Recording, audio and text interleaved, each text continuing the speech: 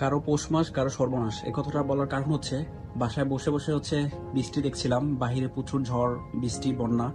তো এগুলো দেখতে দেখতে ছোট্ট একটা বিষয় চোখে পড়লো, যেটা হচ্ছে আপনাদের সাথে চাইলাম যে শেয়ার করি। একটু জুম করে কাছে গিয়ে দেখাই আপনাদেরকে। বাসার পাশেই ছোট্ট একটা আম গাছ।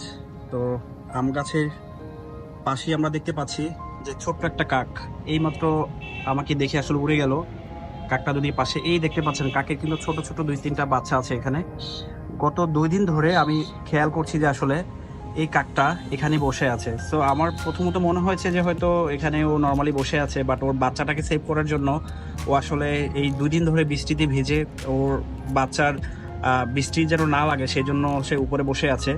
তো আসলে আপনাদেরকে এটাই ছোট একটা মেসেজ, যে আসলে বৃষ্টি সবার জন্য না।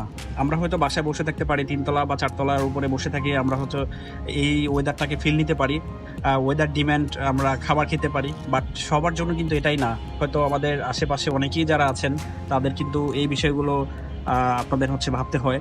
মানে কাকটা কিন্তু তার বাচ্চাটাকে সেভ করার জন্য এই বৃষ্টির মধ্যেও আজকে 2 দিন ধরে ও কিন্তু ওর বাচ্চাটার গায়ের উপরে বসে আছে, যেন বৃষ্টিটা ওর বাচ্চার গায়ে না লাগে।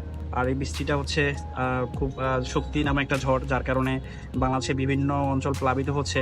ইতিমধ্যে বরিশাল, পটুয়াখালী এবং আপনার হাতিয়া, সন্দ্বীপ এইসব অঞ্চল প্লাবিত হয়ে গিয়েছে। আশা করি এই বিষয়গুলো খুব দ্রুত সলভ হয়ে যাবে এবং বৃষ্টি বা ঝড় কমে যাবে, সবকিছু আবার আগের মতো হয়ে যাবে। তো সবাই ভালো থাকবেন, সুস্থ থাকবেন।